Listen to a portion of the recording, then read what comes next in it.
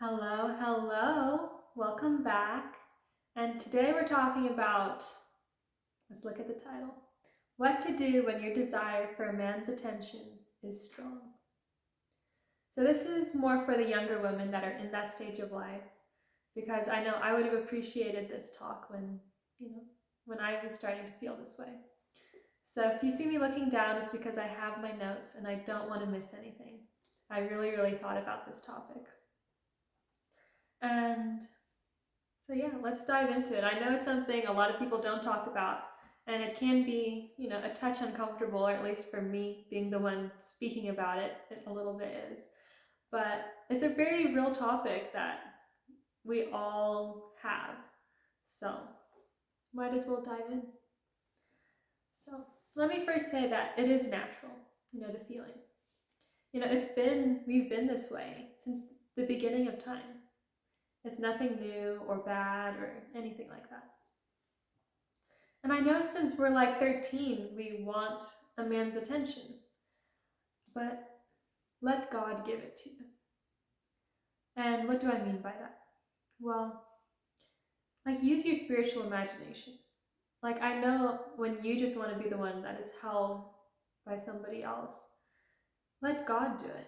Imagine God is the one holding you, loving you, giving you what you need, the love and the attention and the care. Because, he loves you more in a second than anyone could in a lifetime. And yes, sometimes we do just want a God with skin on him. And that's what our family and friends and marriage is for. Because we've evolved, you know how I use this term, like how we've been for thousands of years as humans. Like we are wired to be in families, to be in relationships. That is what our DNA knows. Not solitude. Because solitude in tribal days and for thousands of years when we needed the tribe to survive, solitude meant you were kicked out of the tribe and you were pretty much dead because you needed everyone. Everyone helped each other to stay alive. So our DNA, our wiring, doesn't know how to handle solitude or being alone or being so independent you're doing it all on your own. And that's why we see all these women or men out there that are, denouncing relationships and bashing, the other kind. And you see that they're on the highest level of, taking themselves out and on pills and antidepressants and all of those things, because they're dying inside. They're doing something they've never been made to do. Their body doesn't know how to handle it, their psyche, everything. And it's really sad. And nobody's talking about it. That's why I want to bring these things up, because I know these are not popular. This is probably not politically correct. But I want you guys to be healthy, because we see what people who believe those things, you see what they look like. Do they look radiant and full of life and so happy and loving and tender and caring? No, we don't see that at all from them. In fact, you see the opposite. You see anger and hurt and lashing out and being on pills, and then ultimately a lot of them, taking themselves out. So that's why this is so important. So going back to what we said, sometimes you just want a God with skin on him. And it's like the story, there's this fun story of this little boy. There's this storm happening and the thunder's crashing and the lightning is out there and he's having to sleep in the loft. And, because this is a long time ago when they lived in log cabins and all of that. And so his mom comes up because, he's scared. And his mom is asking him, God is with you up here. You don't have to be afraid. You're not alone. And he's like, yeah, but, I just want a God with skin on him, And sometimes I can totally resonate with that, because sometimes you just want a real living person that you can touch and hold on to instead of, not nothing, but when you can't feel or touch. Because we are, on this earth, we have feelings and sight and everything. We're very much attached to that. Sometimes we just want something tangible. And that's why I think that story is so cute. But anyhow, moving on. Let God be your lover first and foremost. Because no human is perfect and can meet your needs the way you need them to be met. Because get it from God and then you'll be at peace and not, putting all that pressure on someone else. Because it's way too much pressure to put on a guy to be everything you need him to be, like to always be kind to you and always say the right things and always be gentle and caring and all of that. That's too much pressure to put on anybody. Even women can't be that way to other women, much less guys who are wired completely different. So, okay, now for the second part. I do want you guys to know that having these feelings, for the opposite, it is normal. That is how we are wired.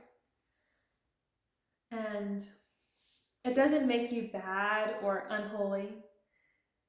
And it kind of reminds me of, in the movie The Sound of Music, and she's leaving from being a nun because she wants to be with the family that she was helping.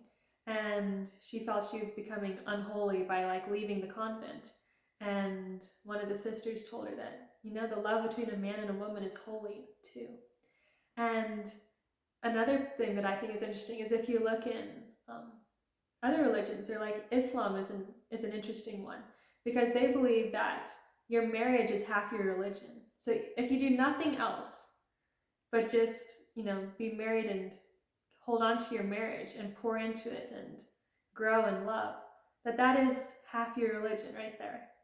So that shows how important it is, how deep it is for your soul's work. Because anyone can be spiritual on a mountaintop. It takes nothing to be happy by yourself. It takes a lot to still be loving and kind to other people who are triggering you and doing all kinds of crazy things and going through mood swings and being in bad moods and tempers and all of the crazy stuff that happens in daily life.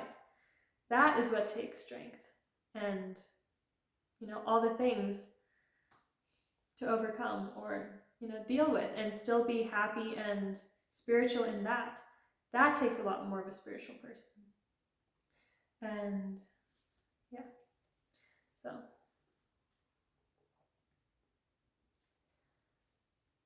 I do want you to know that having such feelings is normal. It doesn't make you bad or unholy.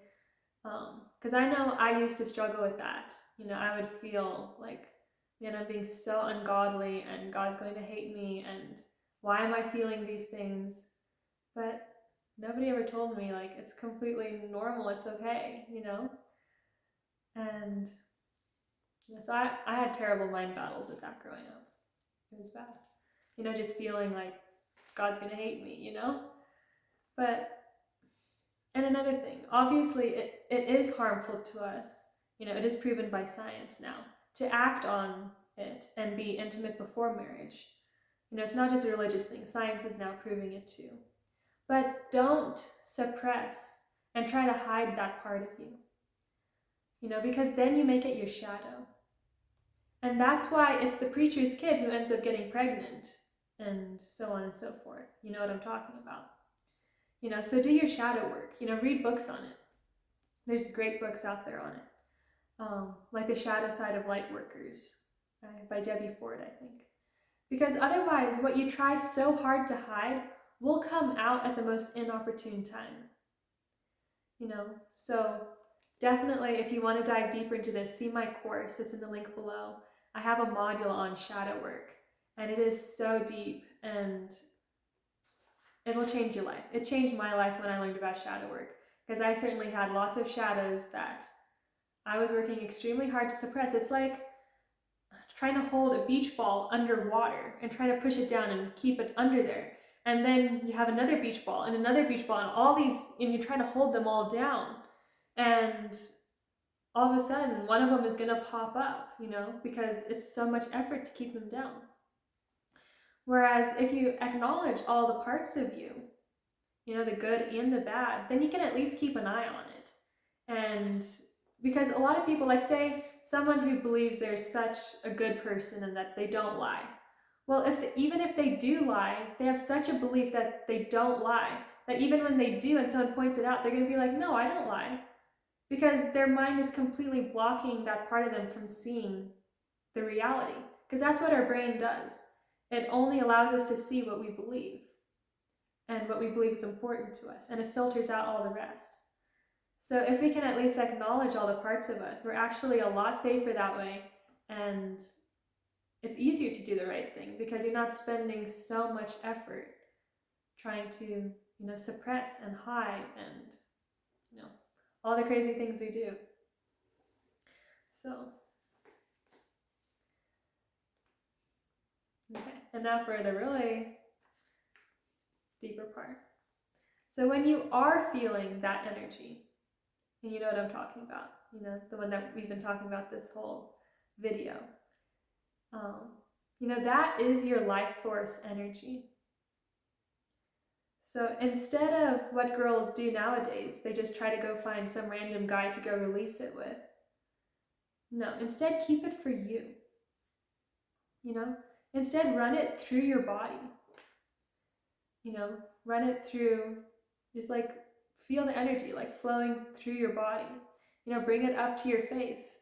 Imagine it, see it making you more glowing and radiant and beautiful. And run it into like your hair and making it like super thick and smooth and luxurious. And your skin making it like just glowing and radiant. And your whole body just like putting healing and life and, vibrance, into all parts of you. And see yourself as the most healthy, fit version of yourself. Just send that love throughout your whole body and you will see a change. That is what makes you radiant. And so yeah, I just wanted to say, use it for you. And I know this is, a topic that can be a little bit uncomfortable, or at least for me being the one saying it, but it's just that nobody talks about it. And I know I would certainly have appreciated if someone just spoke a little bit about it when I was, younger. So I hope that helped you guys and gave you something to think about, and yeah, will help you live a better, happier life where you're not just, feeling a lot of shame and guilt around all of this, because you don't need to. We're meant to be free and abundant and happy and like full of joy. And so go live that. And I'll see, and definitely go check out the course below, that we talked about. It will change your life. Those are the things that I use to change my life and turn it around. And I know you'll find it super helpful. So yeah, I'll see you in the next one. Bye.